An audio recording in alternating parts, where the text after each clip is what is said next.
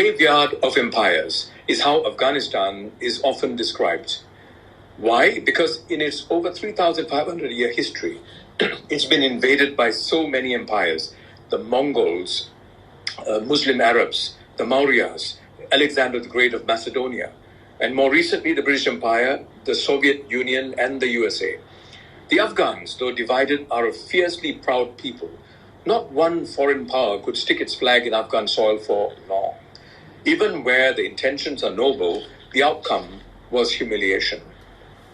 Buddhism and Zoroastrianism were dominant religions until the Arabs brought Islam to Afghanistan around the year 600.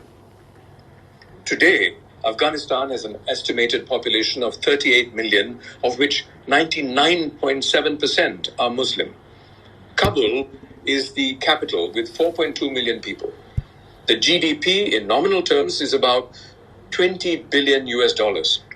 It's estimated to have 1 trillion, Afghanistan is estimated to have $1 trillion worth of untapped reserves in minerals and precious stones.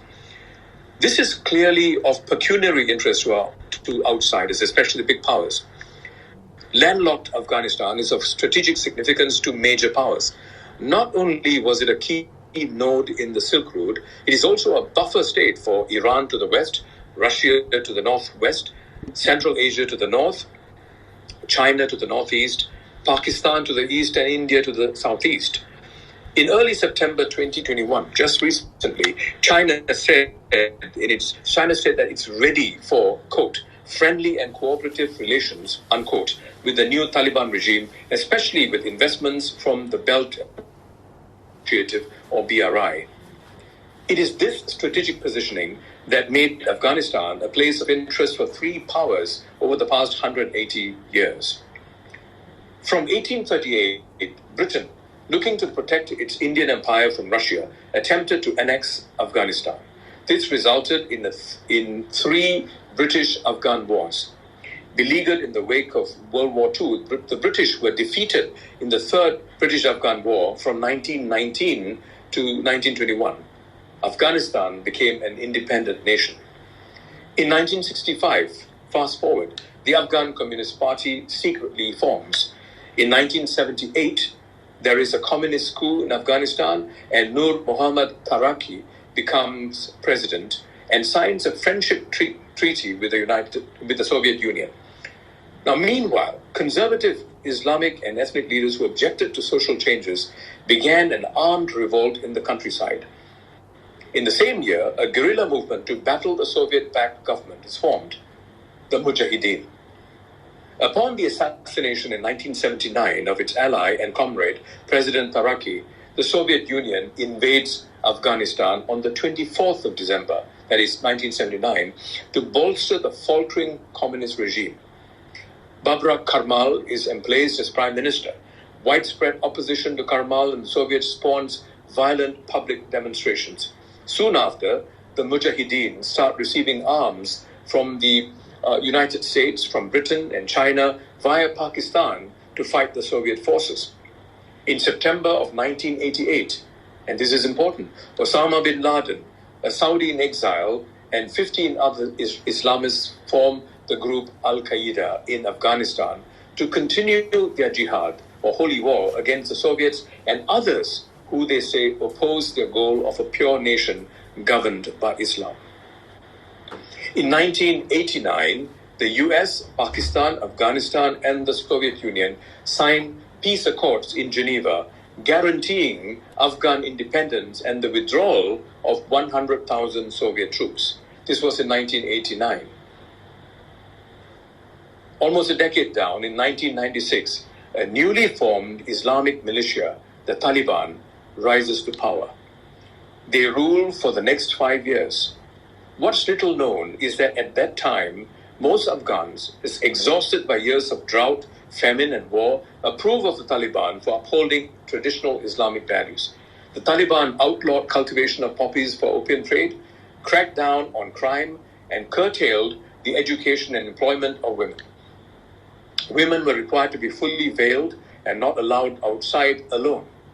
Islamic law was enforced via public executions and amputations. The United States refused to recognize the authority of the Taliban.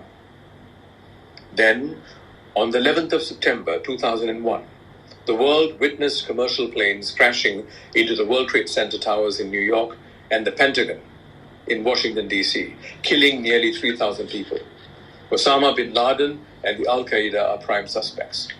Less than a month later, following unanswered demands that the Taliban turn over Osama bin Laden, US and British forces launch airstrikes against targets in Afghanistan.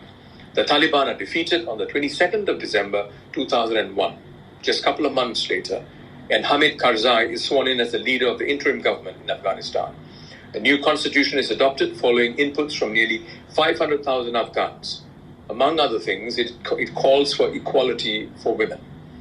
In 2005, the nation holds its first parliamentary elections in more than 30 years. It was peaceful. The international community pledges more than $15 billion in aid to Afghanistan at a donors conference in Paris. US President Barack Obama dispatches more military and civilian trainers to the country, in addition to the 17,000 more combat troops he previously ordered to Afghanistan. In 2011, 10 years after 9/11 attacks, US forces killed Osama bin Laden in his hideout in Pakistan. In May of 2014, President Obama announces a timeline for significantly reducing US troop deployment in Afghanistan by 2016, only to abandon the plan the following year. When he left office in 2017, there were 5,500 US troops in Afghanistan. In February of 2019, the USA, under President Trump, and the Taliban signed an agreement on a peace deal which included full US troop withdrawal by May of 2021. In November of 2020, days before Biden was inaugurated, President Trump reduced the troop size from 5,500 to 2,500. In April of 2021, President Biden announced his aim to have a complete US withdrawal by the 20th anniversary of the 9/11 attacks on American soil. On the 15th of August 2021, Afghanistan and the government collapses as the Taliban takes over Kabul. The following week, 2 suicide bombings occur outside the Kabul airport as thousands of Afghans try to flee the country. The bombings killed 169 Afghans and 13 US troops. The extremist group ISIS claimed responsibility. This was the deadliest day for American troops in the country since 2011. And on the 30th of August 2021, the US transports a final contingent of troops from Kabul airport, officially ending America's longest war. So here are some big questions. Why did the US stay on for 20 years in Afghanistan when they accomplished the mission to defeat the Taliban in 2 months? Did the British, Soviet Union, and USA cause more harm than good in invading Afghanistan, to themselves as well as to the Afghans? Number 3, did Presidents Trump and Biden do the right thing by pulling out US troops from Afghanistan? Could this have been managed better, perhaps? Some argue, isn't it time for the Afghans to take charge and sort out their own issues? Number 4, the Taliban are given assurances today that women will be treated are giving assurances today that women are being treated humanely and are being allowed to seek education. Now, how sincere are they? My final question is there a role for the United Nations and the international community to help ensure basic human rights in Afghanistan? Is there a role for the international community?